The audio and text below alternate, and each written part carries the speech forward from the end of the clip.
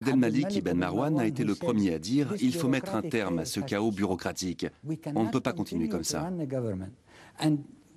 On ne peut pas continuer à gouverner comme ça, un immense territoire comme celui-ci, avec une telle diversité de langues. » Il voulait gouverner un empire où l'on ne parle qu'une seule et même langue. Et il voulait que ce soit une langue qu'il puisse comprendre. C'est pourquoi il a choisi l'arabe.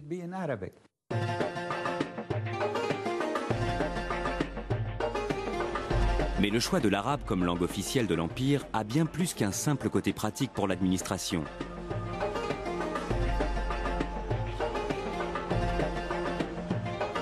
Cette décision a également une très grande valeur symbolique. Le Coran, le livre saint de l'islam, étant rédigé en arabe, cette langue est considérée comme sacrée par les musulmans.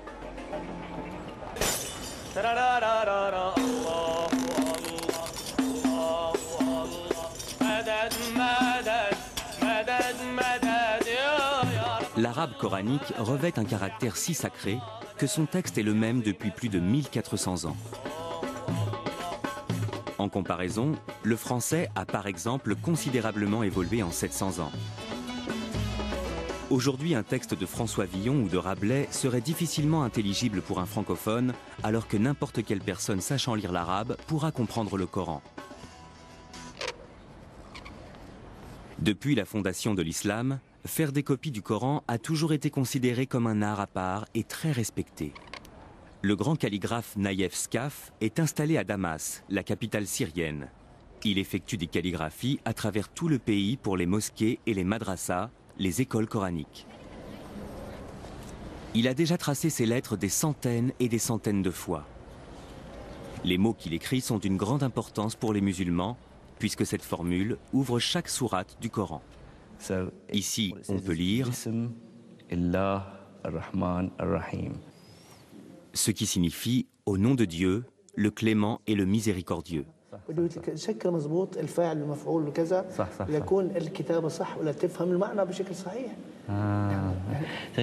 Il dit que toute la complexité de la calligraphie arabe s'est imposée à eux avec l'expansion de l'islam.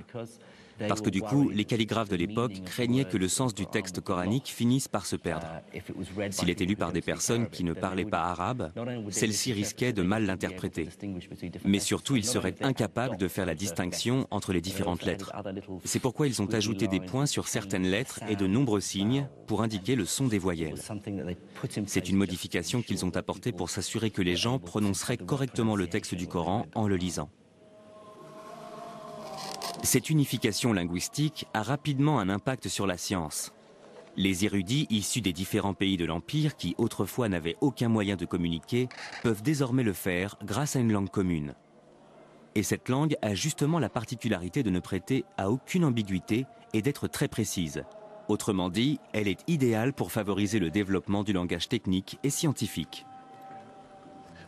Cette unification va permettre l'apparition d'une vaste communauté intellectuelle, où tout un tas d'érudits issus d'horizons complètement différents vont pouvoir engager le dialogue, comparer leurs savoirs, débattre et confronter leurs connaissances, souvent même de façon très véhémente.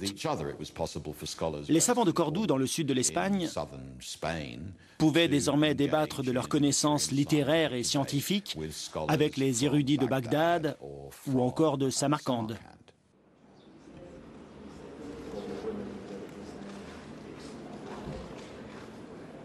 Mais les érudits ne sont pas uniquement motivés par leur seul amour du savoir.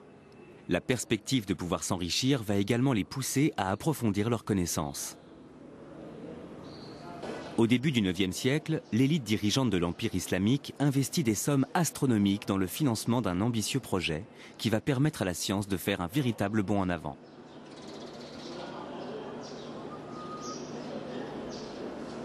L'objectif est de fouiller les bibliothèques du monde entier à la recherche de manuscrits scientifiques et philosophiques. En grec, syriaque ou sanskrit, pour ensuite les traduire en arabe. Une initiative connue dans l'histoire sous le nom de mouvement de traduction.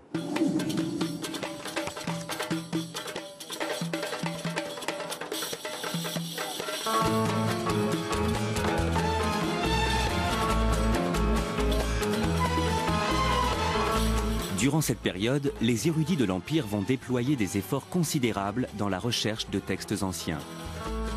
Ramener un livre au calife pouvait en effet se révéler extrêmement lucratif.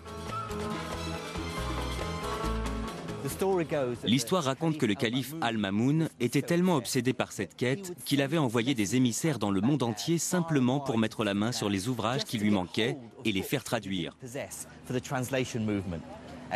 Tous ceux qui lui ramenaient un nouveau livre pour enrichir sa bibliothèque recevaient leur point en or. Pour vous donner une idée de l'ampleur de ce mouvement qui a duré de 750 à 950, il suffit de se référer aux travaux d'un certain Al-Nadim qui avait répertorié toute l'intelligentsia de l'ère abbasside. Et il avait dénombré pas moins de 70 traducteurs. Le calife disposait donc de toute une cohorte de traducteurs, sans compter qu'Al-Nadim n'avait répertorié que les plus connus. Il pouvait gagner jusqu'à 500 dinars d'or par mois, soit environ 18 000 €, ce qui est une somme d'argent considérable pour un tel travail. Donc c'était vraiment une profession très prestigieuse, extrêmement bien payée et privilégiée.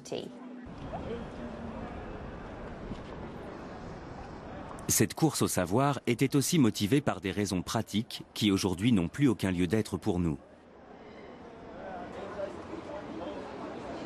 La ville d'Alexandrie en Égypte dispose aujourd'hui d'une toute nouvelle bibliothèque. Mais à l'époque, la destruction de la première bibliothèque d'Alexandrie, survenue quelques siècles plus tôt, est encore très présente dans les mémoires. La perte des milliers d'années de savoir qui ont disparu avec elle a profondément marqué les esprits. Ce que nous avons tendance à oublier, parce qu'aujourd'hui nous vivons dans une époque de stockage massif de l'information et qu'il n'y a pratiquement plus aucune entrave à la communication, c'est que tout peut disparaître du jour au lendemain. Et ça, c'était quelque chose de très important pour les érudits de l'Empire islamique, parce qu'ils savaient parfaitement que les écrits étaient susceptibles de disparaître. Ils pouvaient se perdre, finir ensevelis ou brûlés. Il arrivait que des villes entières disparaissent. Et c'est pour cette raison que le mouvement qu'on observe à Bagdad, au Caire ou à Samarcande va avoir pour objectif de collecter ces écrits et de les traduire pour les analyser, les rassembler et les stocker. Parce que ces manuscrits pouvaient disparaître du jour au lendemain et il fallait absolument les préserver.